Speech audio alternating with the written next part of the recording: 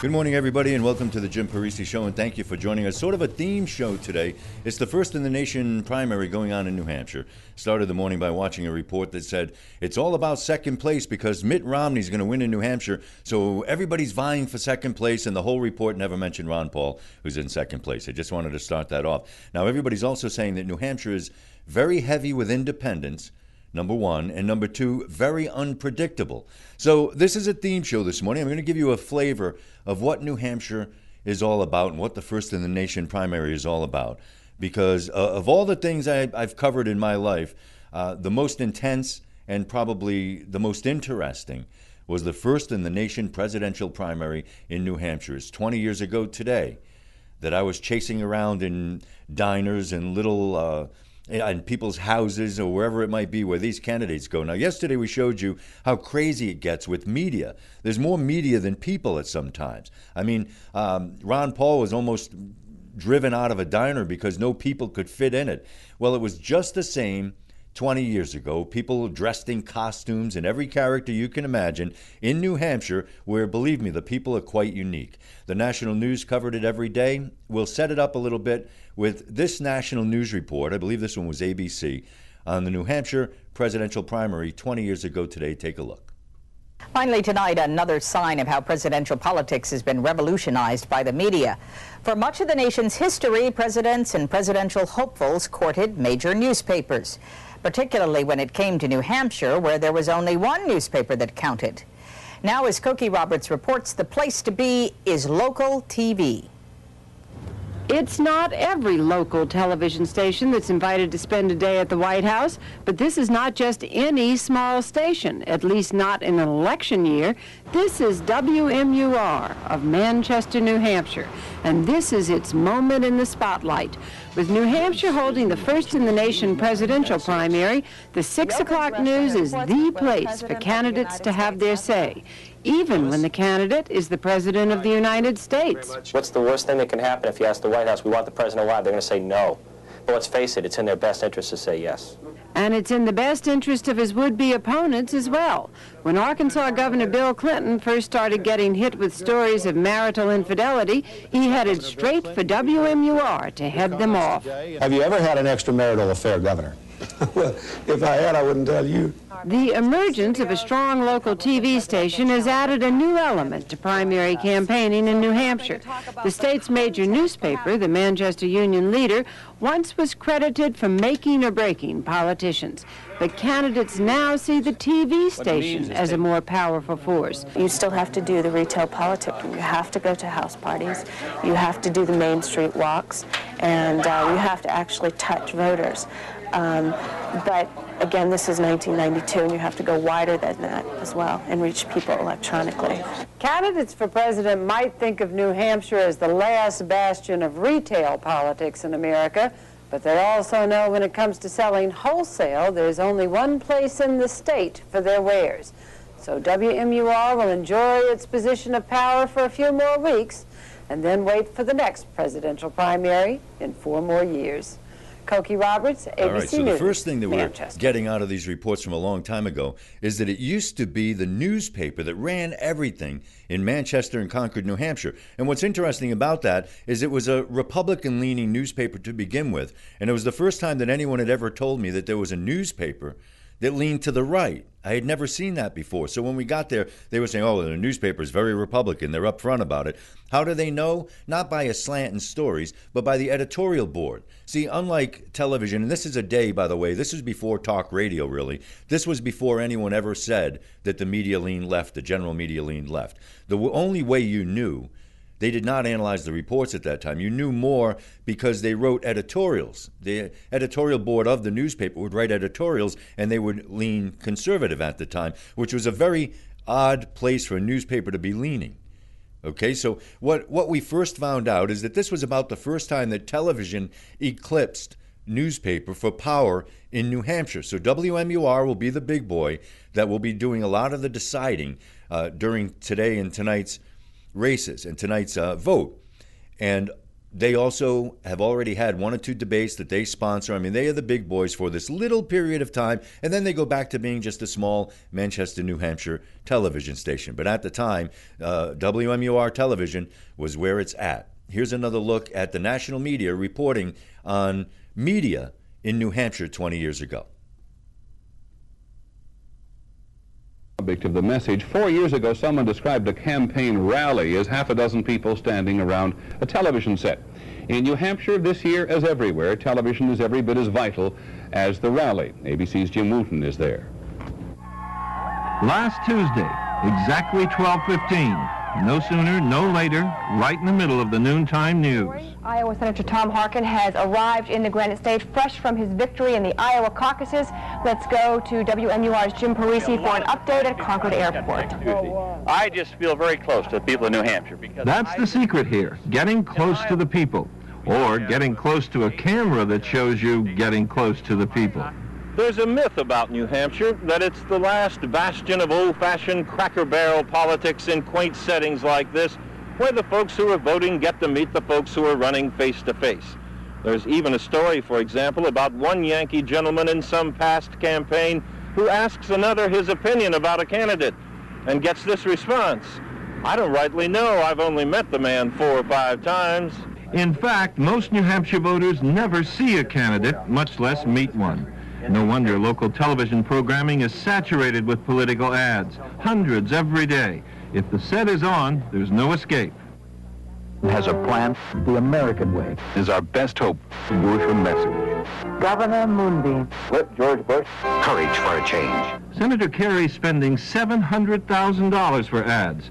Harkin, $500,000, and the same for Governor Clinton. And in this age of the VCR, his campaign is adding a new wrinkle: 20,000 video cassettes, Clinton commercials for undecided voters, to augment his half-hour live broadcast last night with a small group of local citizens. And there's more of Clinton on TV tonight, a call-in broadcast with an 800 number. With 3 days left, the governor and all the others are pushing hard for free news coverage of their folksy face-to-face campaigning, which is all they can do. The local stations won't sell them any more time. They don't have any left to sell. Jim Wooten, ABC News, Manchester, New Hampshire. All right, so this is when I first realized that money played such a role in the media. We were little WMUR in Manchester, New Hampshire, and media folks were coming in the door, going to the sales department, and offering all kinds of money to get their spots on the air. Why were they offering all kinds of money? Because there was no room left. So one of the biggest, most controversial things I've ever seen in media is that they had an unknown candidate filling up a half hour of time the night before maybe the primary, or very close to it. Bill Clinton came in with a ton of money and offered something like double what the previous person had offered to take that slot. Now, being old-fashioned and relatively fair, I thought you couldn't do that. I thought, hey, the first guy in is the first guy in. But, you know, they just took out the smaller person, took the money from Bill Clinton, and put him on the air, and he did an hour live special from Manchester, New Hampshire. Now, I will interject. Bill Clinton was the only person to lose in New Hampshire to go on and be president in modern day. You had to win New Hampshire if you wanted to be president. Despite all the money and despite these efforts, Bill Clinton lost to Paul Tsongas in New Hampshire. Now, what did we do? And we were some of us rookie reporters in this little TV station. All of a sudden, you had real important meetings that you knew were watched all over the world. Literally, your meetings would be even watched all over the world. Here's a little snippet from C-SPAN. C-SPAN would follow us all day, every day. They had a crew. We got to know these people really well.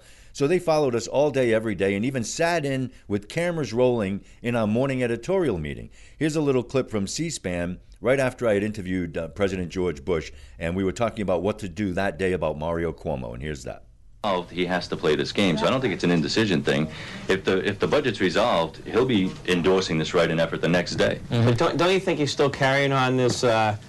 He wants to be anointed for it, and he doesn't want. Okay, I'm flattered by this effort I think he's making it clear he wants to run, and he's hoping that he can do it without aggravating the party. I think he's still teasing everyone. For a veto bite from the writing campaign, just in the reaction so far. The organizers and what kind of reaction they've got, what they're hoping for. I mean, I don't think we can ignore the story.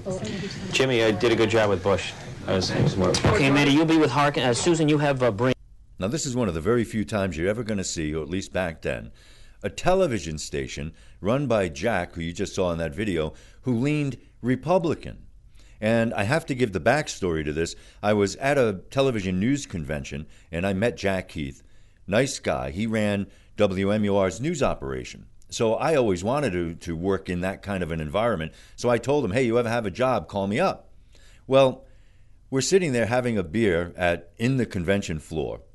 And he says to me, I'm really going to quit the news business and run for Congress as a Republican. And I found that fascinating to be told. I knew the guy about 15 minutes, but I remembered it.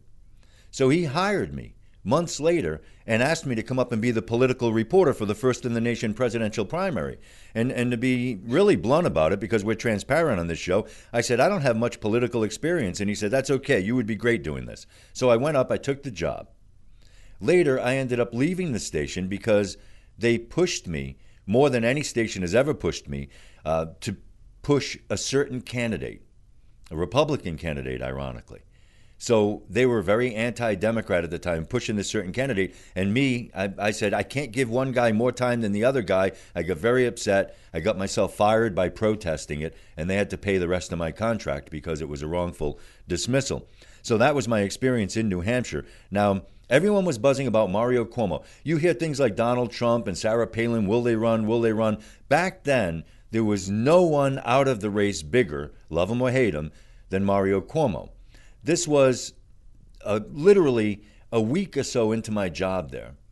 And I had to go up to Albany, New York with a photographer and ambush the then governor, Mario Cuomo, and try to get him to talk about the presidential campaign on a day that he didn't even really know he was coming until we called him up that morning. We only got about 10 seconds of video of him walking around, and we were going to go back, and we asked him if he would sit with us and talk, and he said, well, I'll talk, but I don't know what we're going to talk about, whatever. This is what transpired. This is about a 5 or 6 minute video if you wanted to go get coffee. But this was behind the scenes, not what aired. What always airs in TV is like 1 minute. This was behind the scenes of really a pretty intimidated me sitting in with the New York media that knew what they were doing and been covering Cuomo for years. To this day, Mario Cuomo is the most intimidating interview I've ever done. Take a look at this. What you call me? Infrequently.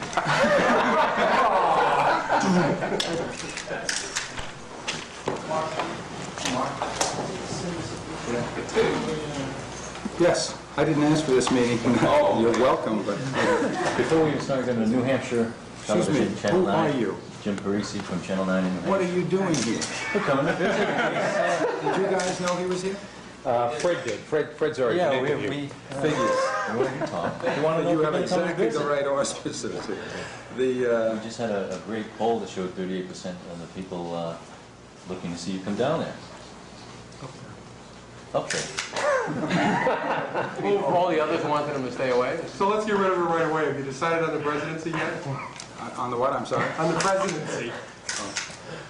Go ahead, Jim. This is gonna be terrible. This dead film. I hate to do it. We know you're not going to announce right here and now. But we got. Are you from New Hampshire originally?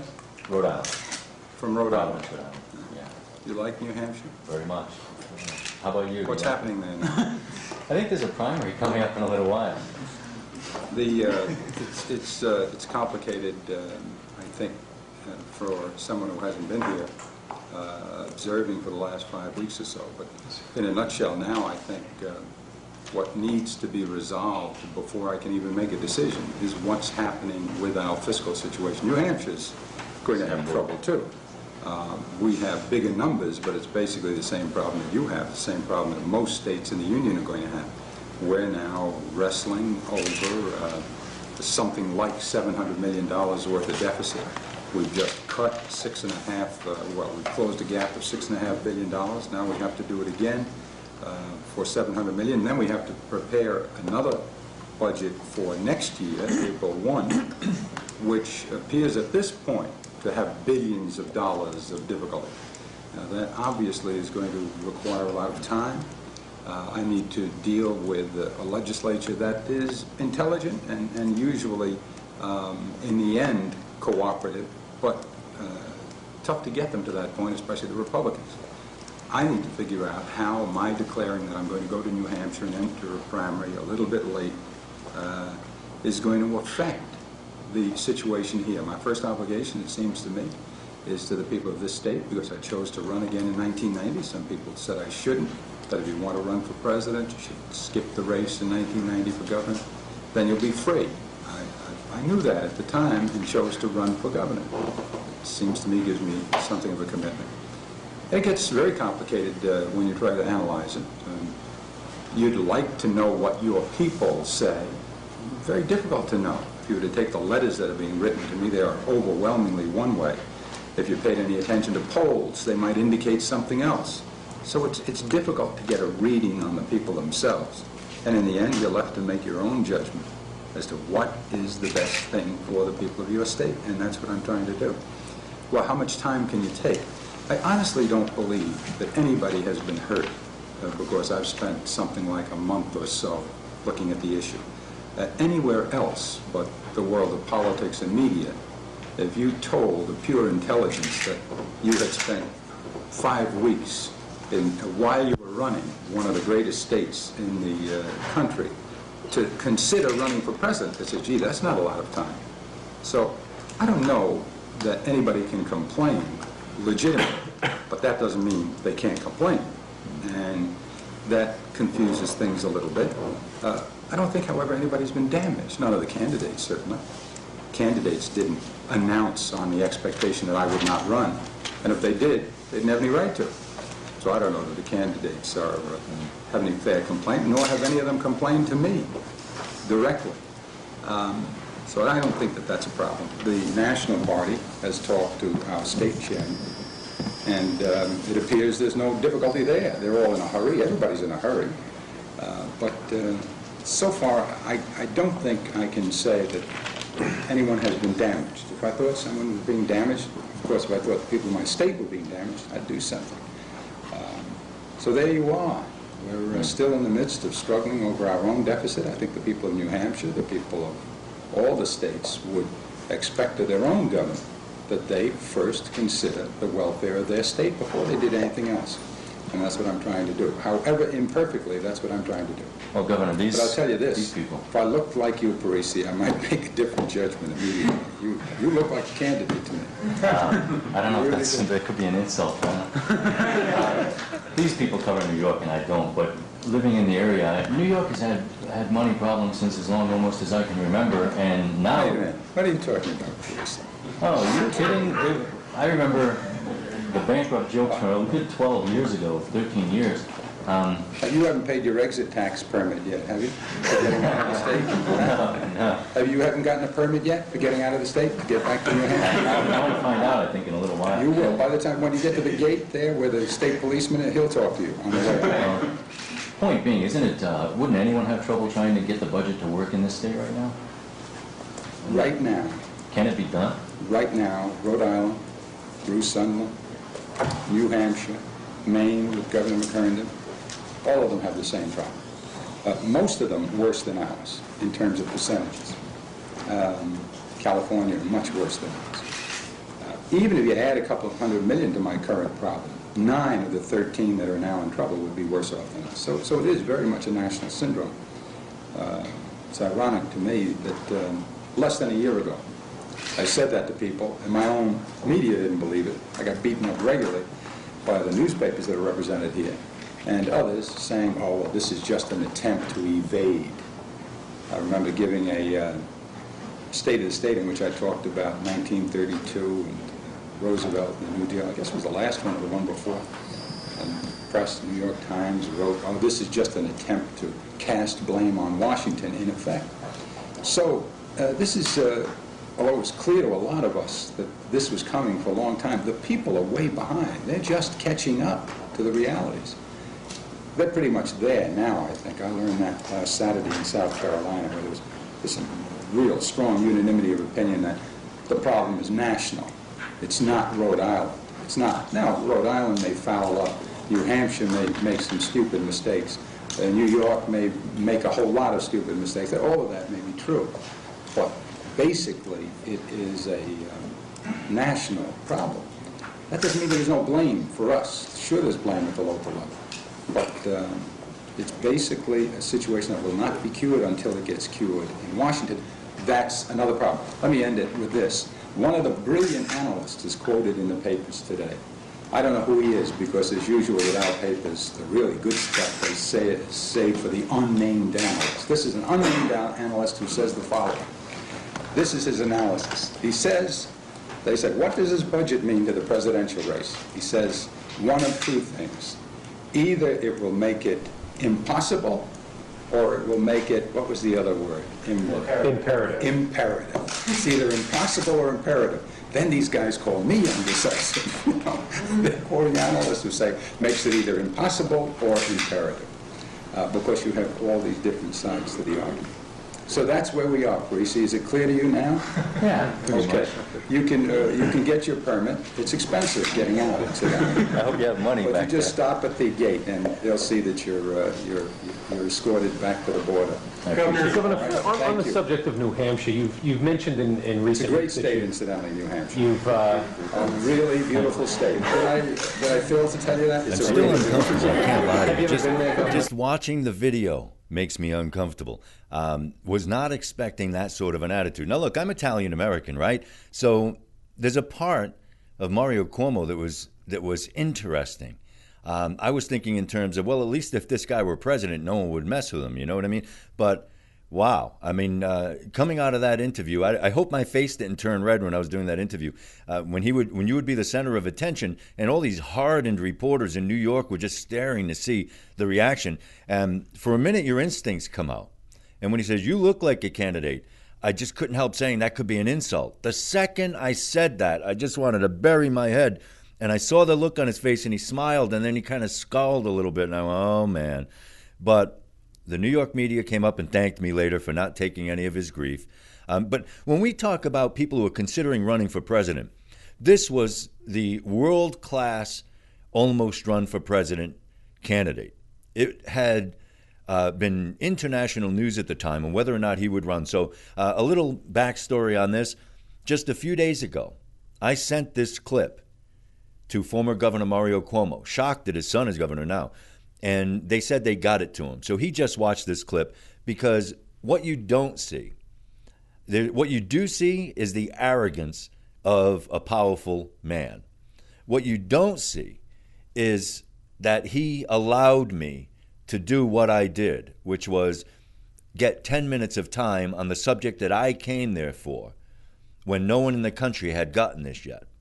When we came back to the station, they were jumping jacks happy that we got this interview.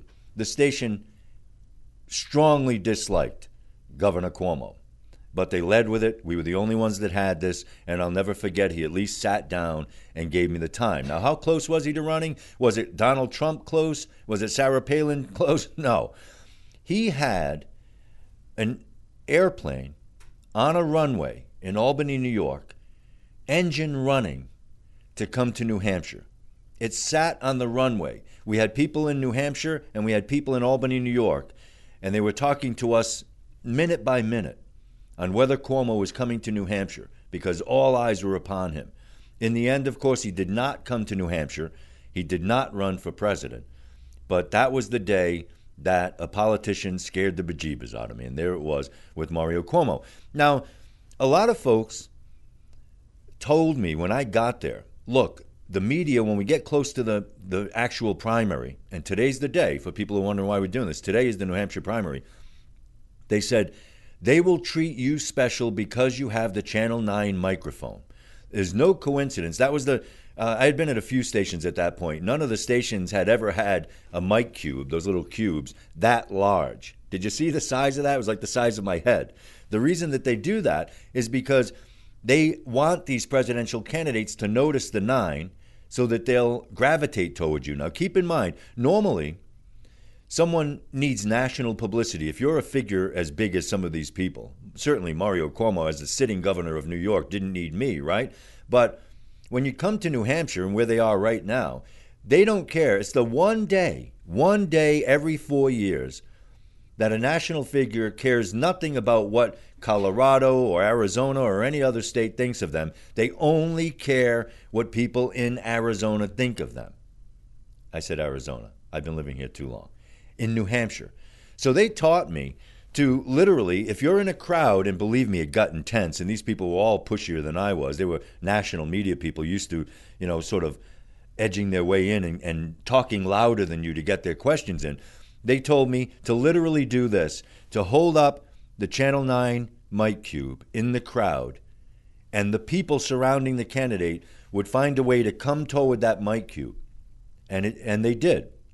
Now, this wasn't just people who, peripheral candidates that might run, or people at the lower tier candidates that might run for president or are running but know they won't win.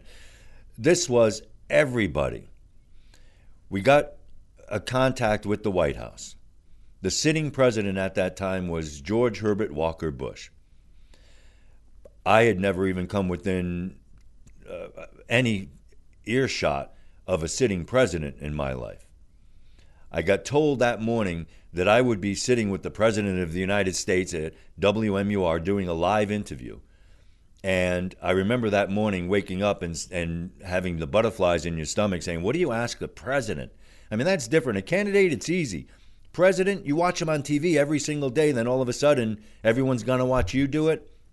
So here's the first time, and you guys know me well enough, you're going to see my nervousness, I'm sure. The first time I ever sat with a sitting president of the United States live with no room for error, and here's how it went. Interview with President Bush. Jim Parisi has been following the Bush Quayle campaign, and he is with the president. Joining us now live in Manchester. Jim? Tom and Kathy, I'm with President George Bush, who as of today is officially candidate George Bush as well. Mr. President, one of your themes today from this morning and again in Concord, too much government. What do you want to do about that? What I'm trying to do about it is to hold the line on regulation. And that was one important theme. Roll back some of these regulations and hold the line on it and get some support out of Congress to do that. Another theme was that we shouldn't become isolationistic. And then the other one, which I'm pressing, is to try to move forward a growth package that would stimulate the home building and the real estate business in this state, stimulate capital investment, and get that going. We had a little partisan run-in down in Congress today, but I'm going to keep fighting and getting the American people to encourage Congress to pass our program that would help New Hampshire instantly. It really would. Now, what is the difference this time to the layman out there, the undecided voter who's trying to figure out what he wants to do next Tuesday? Why, after the 20th of March, will you be able to make Congress do what you want? I'm not sure we'll be able to make them, but I will be able to. What I've done is say, let's try to lay aside partisanship a little bit here. And I'm just encouraging Congress at this moment. I don't think that I can make them do it, but I can take that case over and over again on a very strong basis to the American people, if they aren't willing to cooperate, that they weren't. Because you see, I think people see that our program will help, in this instance, New Hampshire, and help investment across this country, help get people back to work. Now, that $500 tax exemption is being held off. Well, that was in the second part of our program. I mean, that is not as stimulative as, say, the capital gains cut is, or the change in IRAs, or the rapid depreciation that will encourage people to invest in capital equipment. We have 7 investment items that would really be more immediately stimulative, but that family plan to benefit every family is a part of a broader, what I would call our longer-term package, such as, and that would include education reform, and it would include regulatory reform, a broad package that I think will benefit the nation. But what I want to get done now, and what we tried to get done in a committee today down in Washington, one of those Washington committees, was to pass these stimulative effects that will get the economy moving right now. And then the rest of it, I think, can benefit the families as we go along. Okay, Mr. President, one thing that everyone asks me, the blue-collar ditch digger out there, I don't know if this president can relate to me. I grew up in poverty, I was shoveling, and he didn't have that kind of background. What do you say to that guy? Well, I say I can relate to him. Actually, I've held jobs in my life. That was some time ago when I was running a business, started it, know what it is to hire people, to lay them off, to work with my hands in the oil field and all of that. So I have some identification with that. But look, when you're president, you're not cut off from real life. I get more letters in a day than the guys you're talking to get in a lifetime. And So it's people bringing it home, saying, listen, we're hurting out there.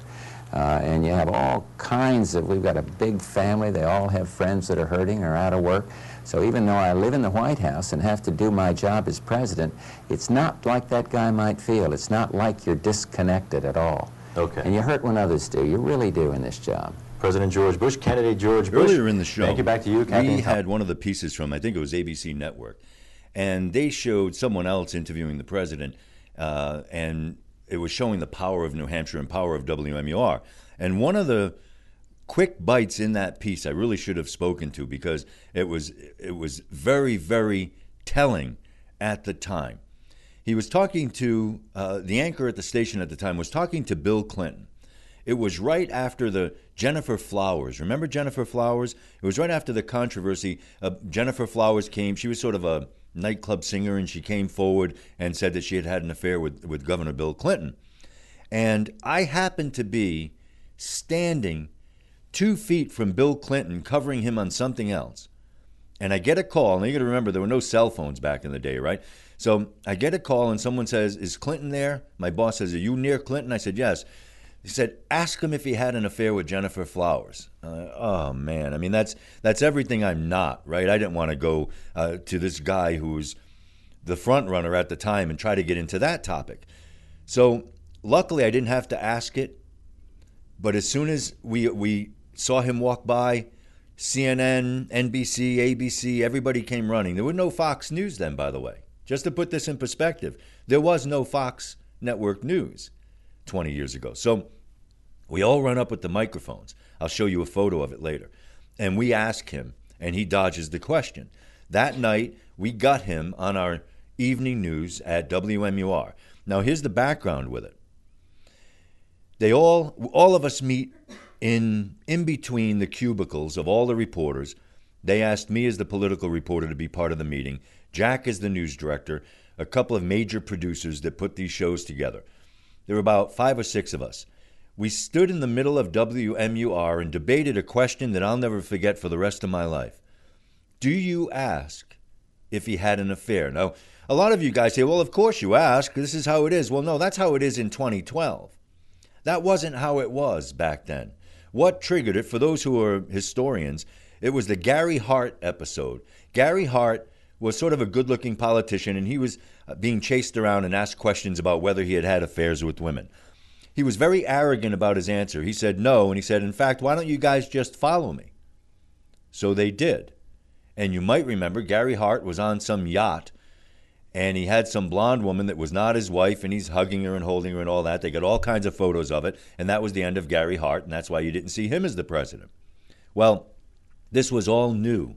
This kind of journalism was new at the time, but we knew that this was a big deal because this was following Bill Clinton around. How ironic, right? Long before he was president, this was following Bill Clinton around, that he was a womanizer and that this could be a problem. It almost took him down in the White House.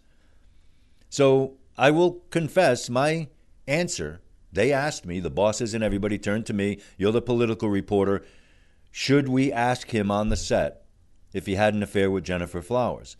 And we all had to vote. And whether it was right or wrong, my vote was yes, that you should ask. We did ask.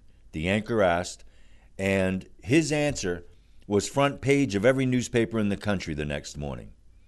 If I had, I wouldn't tell you. That was his answer. And I remember it was the front page of the New York Post, and I'll even show you a little bit of how that went down. The front page of pretty much every newspaper we could get our hands on back then. There was no internet either. See, we're talking 20 years. So that's what happened with Bill Clinton back then. Now, during this period, the sitting president, like you saw, came by. All the major candidates, there were 2 or 3 senators, Harkin, a few others, that are still senators now, that came forward, and they were considered the second-tier candidates under Bill Clinton. Bill Clinton was the clear frontrunner. Now, I'll remind you again, Bill Clinton lost to Paul Tsongas. You'll see a tiny clip of Paul Tsongas in the clip we're going to come up with in a little while. Now, we talk about polls all the time on this show, and some of you guys are just talking about polls and how they can be manipulated and things like that. Here's why it's so important. when a poll comes out, all the morning meetings all around the country, including the network stations, they look at the poll and they chase that person. Tim Tebow's locker after the last victory in the playoff game must have been insane, right? Did anyone try to interview Tim Tebow before he was the starting quarterback or when he lost his first 2 games with Denver? No. So it's all about who's hot at the moment. So what happens is, at the moment, Paul Tsongas came up in the polls, and he was ahead of Bill Clinton. Bill Clinton was being called a draft dodger at the time.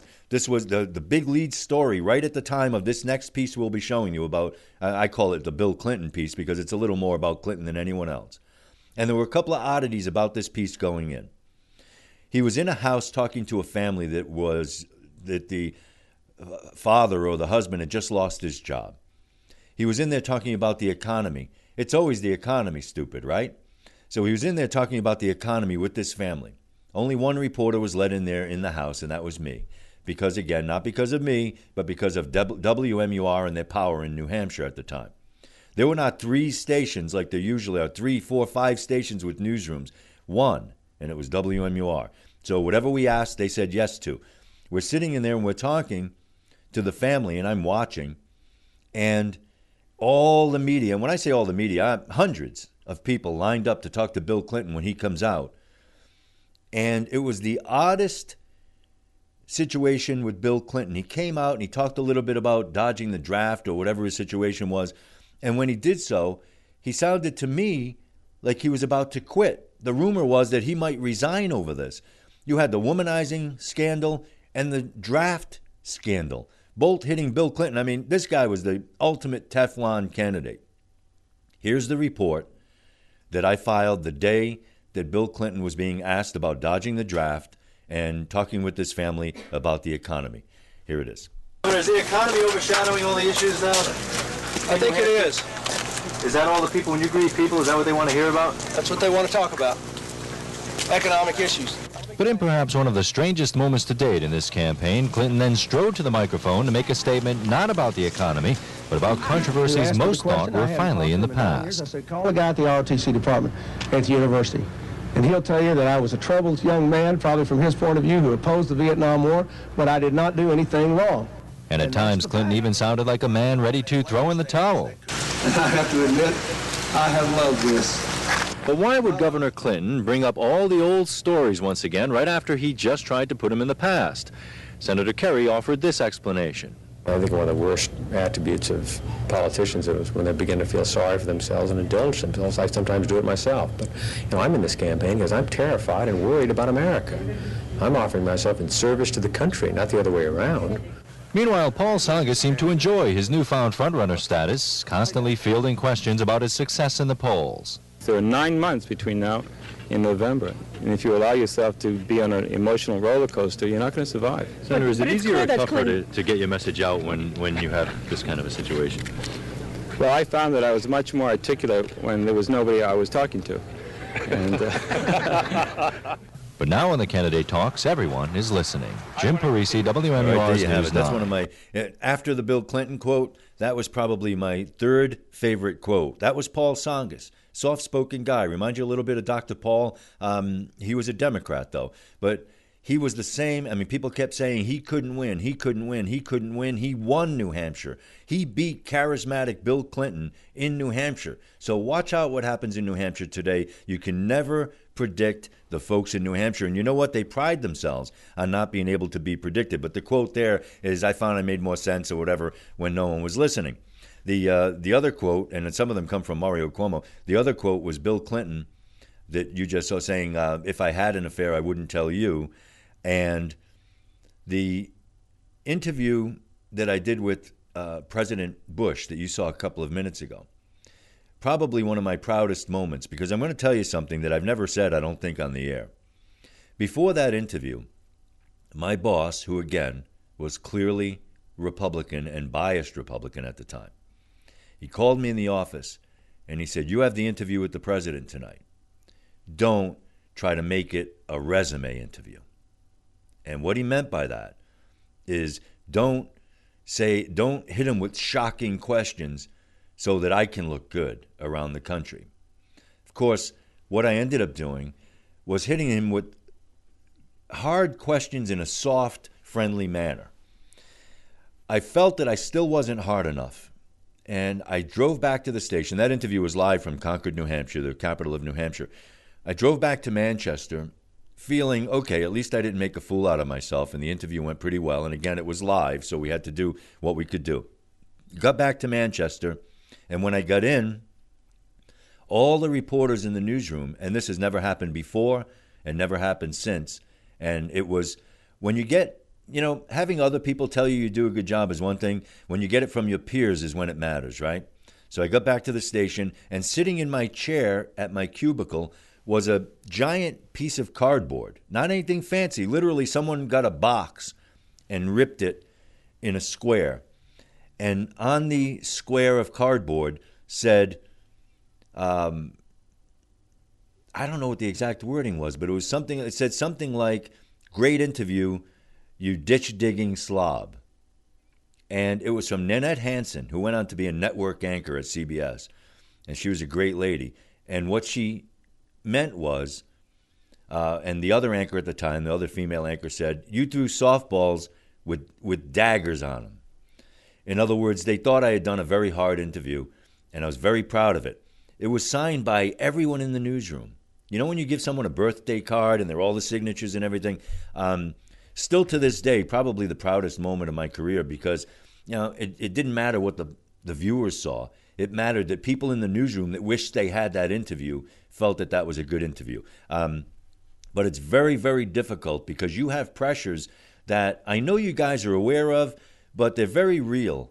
I knew my boss wanted me to be soft. I knew that the liberal reporters wanted me to be hard. I knew that, and you just try to block all that out and do whatever you could do to get through on it. So that's what happened at that point. And the ditch digging question became hilarious for me because I said something stupid in that interview, and I'll never forget it, because I said, well, it was a hard question in the sense that what I was trying to say is, look, poor people can't relate to you, Mr. Bush. I mean, President Bush. That's what I was trying to say. What I said was, blue-collar people think, and they're there digging, and they're thinking, and I'm like, I'm saying they're there digging, like they're asking the questions while they're in a ditch digging. It was a little bit silly, but we got through the interview. Now, here's the kind of power of WMUR at that time. We had, and the boss, to answer your question, the boss was happy about it because he thought that at least I didn't totally rake the president over the coals. Try to imagine what it's like. I just did that live interview. 3 days later, the president requests an interview with our station again, the sitting president. I thought it was going to go to someone else, but they asked me to do it again. This one would be on tape. This time, I'd be a little more ready. It was 92 in New Hampshire, and I sat down with the president. Here's how this went. I should get this out real quick before Jess hits the button. I'm in a school. The president... Now, I don't have to tell you guys. You guys are so astute in how this works. Nothing is not set up.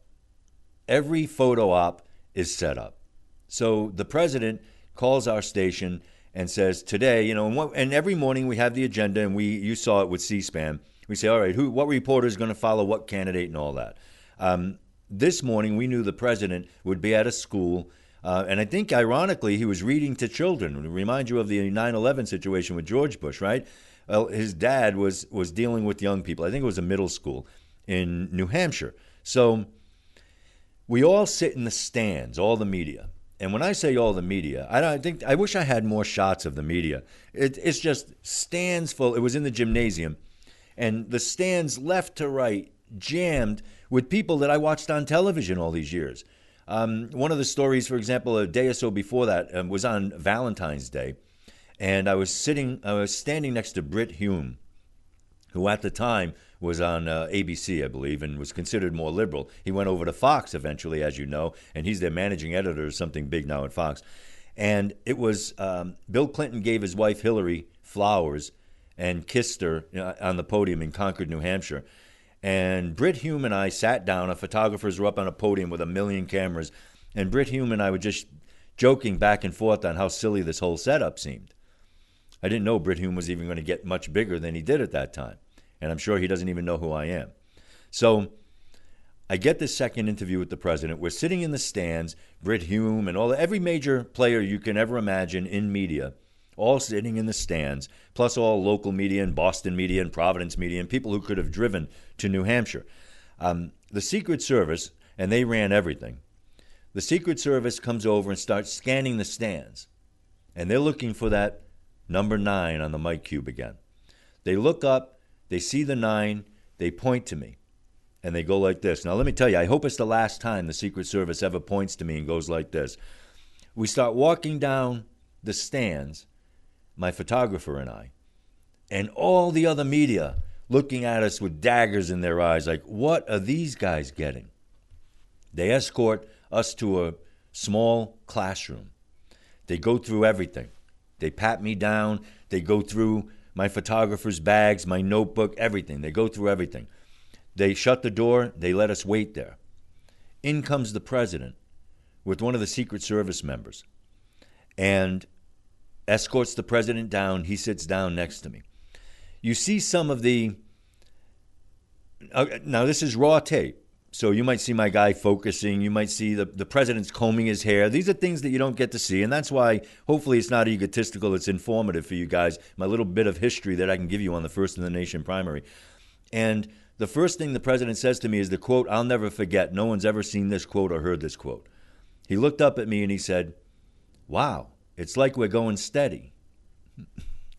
That's what the president said to me. Don't know what he means by that. I guess he means he's seeing way too much of me. So here's the interview, sitting down with me ready and less nervous with the sitting president of the United States. Here it is. They're waiting in the wings to grab the staple. That's good. Fitzwater's getting to be a folk hero. I've got to get Desert Storm cards on the guy, and everybody wants his autograph. He and Schwarzenegger, they're not coming back. How are you doing? You all right? All right, we won't take up too much of your time. All right. Without downplaying, you have the most powerful job in the world, but how much does the president himself, does one man, take the credit, or should he take the credit and the blame for the waxing and waning of the economy? I think you have to take the blame for your part of it. I think the American people are blaming Congress more. But when people are hurting, like they are in New Hampshire, I don't think it matters for blame. I think the answer ought to be, what are we trying to do about it? Or the question should be, what are you trying to do about it? And I'm still going to push this plan that's not a campaign plan. It's legislation before the Congress. But I think in answer to your question, there's plenty of blame to go around.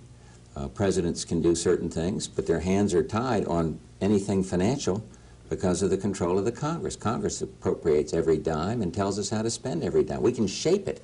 And I sometimes have to shape it through veto. But I think to try to duck your responsibility is not good. I'll take my share of the blame, and I'd just like my share of the credit for things that have gone well in the world, too, then. Now, a lot of it's cyclical, right? If you had, for example, been president for the second term instead of Ronald Reagan, then the economy was, at that time, everybody was so happy. Moving out pretty good, yeah. And there's some business cycles, but I think the way to get out of a business cycle with definition is to pass a package like we have that will stimulate. The first thing it does is stimulate home buying. And the home builders were up here last week, the head of the National, and he pointed to this $5,000 tax approach that we've got, saying this will instantly stimulate home buying in this country. Then that means building, that means appliances, that means a good kick for the New Hampshire economy.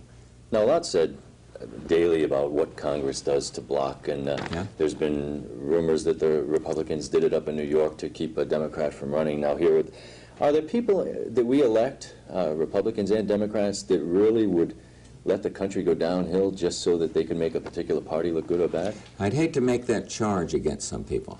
I would hate to make the charge that anybody would put his own political fortunes ahead of the well-being of the country.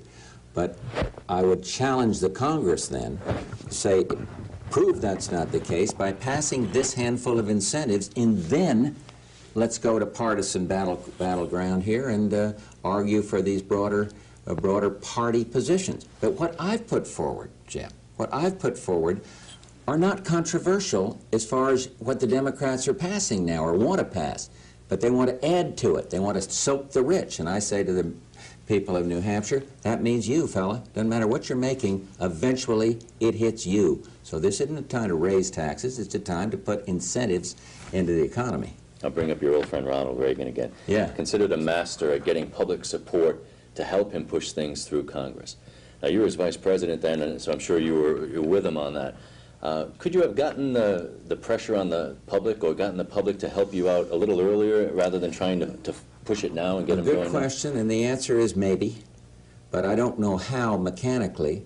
I think back to the Reagan presidency when he himself had to go for an enormous tax increase back in the early 80s.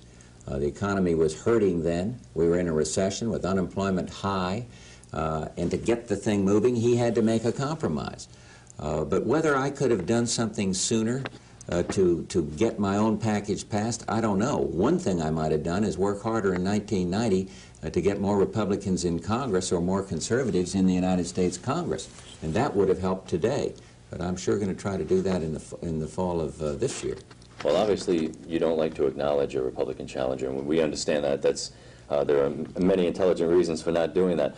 But is there a reason that this particular candidate doesn't have the respect that maybe one of your old-time fellow Republicans might?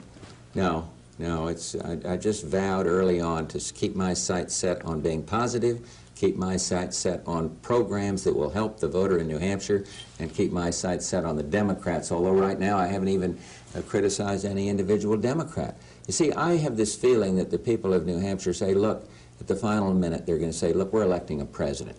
We're not out there on rhetoric. We're not there on some instant plan.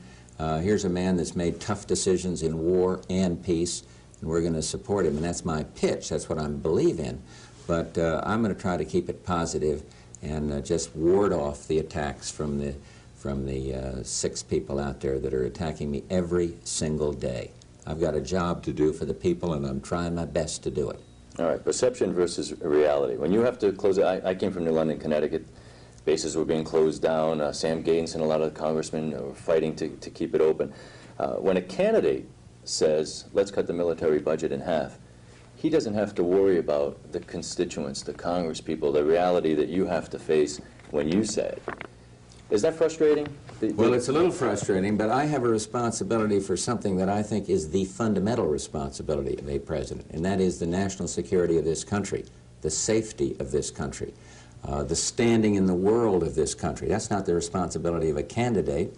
That's the responsibility of a president.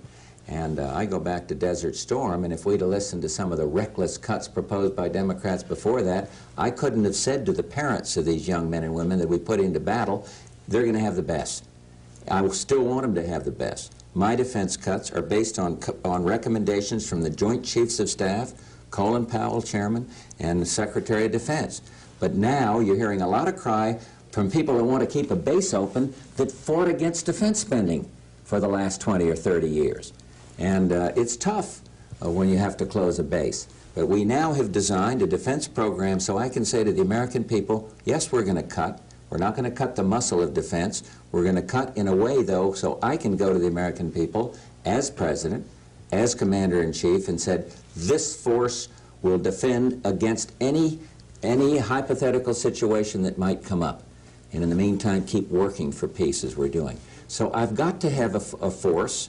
We've got to have a defense that I can say to the people, this will do the job. And now we're hearing people that were critics of defense saying, oh, please don't close my base. Close bases someplace else. We're doing that on a strictly nonpartisan basis, and the one in New London you're talking about doesn't relate to closing the base. It relates to a certain system that was there. But it's funny where you hear some of the biggest doves becoming instant hawks. But that's their privilege. I gotta make decisions that matter. All right, last question. How much does America lose ground when we make a switch in the White House in foreign policy? You meet these gentlemen, leaders of countries, that sort of thing. I think the public realizes that something, whether it's changed for the better or not, has to start all over when a new person gets in there. I think it's a little less the person than it is the direction. I don't think we lost much ground in trying to win the Cold War when I came in after Ronald Reagan. Ronald Reagan said the wall must come down. Now, I followed through in a way, I hope, that the wall has come down. So I think it depends on what an individual stands for. But if you're going to have somebody in there that some of the candidates out there say, well, bring all the troops out of NATO, then you're talking about enormous worldwide security considerations. That's what one candidate wants to do. And then you got some on the Democratic left that would say, that make the cuts so big in defense that you'd have to do that. So I think it's more what the policy is, rather than who the individual is. But we've got a smooth-running operation. We are the undisputed leaders of the free world. No one questions our credibility anymore as they did. Regret is that I didn't get to do these interviews at my age now. Because at my age now, I would have been at such a comfort level, because a person's a person. You learn after a while a human is a human, right? Whether they're sports stars or political stars. And I would have definitely had a little more fun with these candidates. But I got to tell you this quick story. So that interview ends there.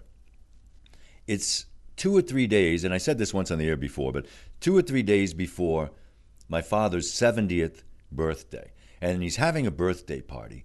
And I wasn't necessarily a fan of President Bush at the time, but I knew that I had an opportunity. My dad, blue-collar, Italian-American, proud man, had never even met probably a mayor or a governor. So I made up my mind that as awkward as it's going to be, I'm going to ask the President of the United States to say, happy birthday to my father, okay? So I tell my photographer ahead of time, and I'm waiting for the President to just say, happy birthday, Santino Parisi. So right after that interview, and I can show it to you another time, right after that interview, I turned to the President and I said, Mr. President, my family would kill me if I didn't ask you to wish my dad a happy birthday. He launched into this whole long thing that we'll play sometime about if the Parisi family's like the Bush family, Sam, that you treasure your moments with your kids and this whole, nonsensical birthday wish. And I told this story before, but that a couple of days later, it's my dad's birthday, and we're all sitting in a room, and all the cousins and aunts and uncles are all wishing my father on tape a happy birthday. The President of the United States pops up on the tape, wishes him a happy birthday, and my father says, still won't vote for him. And that was the end of that. All right, look, I want to tell you about tomorrow. This was reminiscing 20 years ago, gives people a feel for what it was like back then. Tomorrow, results. Now listen, we can do results like no one else. We can talk to you guys in chat. We can talk between the sound bites. We can pull the sound bites from all media outlets, reactions to who won in New Hampshire. I mean, Romney's going to win apparently in New Hampshire, but from there on in, it's going to be very, very interesting. We'll show you how people voted, get your opinions on it. Write me at jimparisishow@gmail.com. This show, if you did like it, will be posted within 2 or 3 minutes. It'll be posted here on live stream at jimparisi.com, and you can watch it, send it to your friends, whatever. We'll probably have it up on YouTube later on today, too. I want to thank you for indulging us to give this what I hope was a unique piece of history. 20 years ago today, first in the nation primary in New Hampshire. Today's the day, results tomorrow, and thanks again. We'll see you in the morning. Somewhere beyond the sea,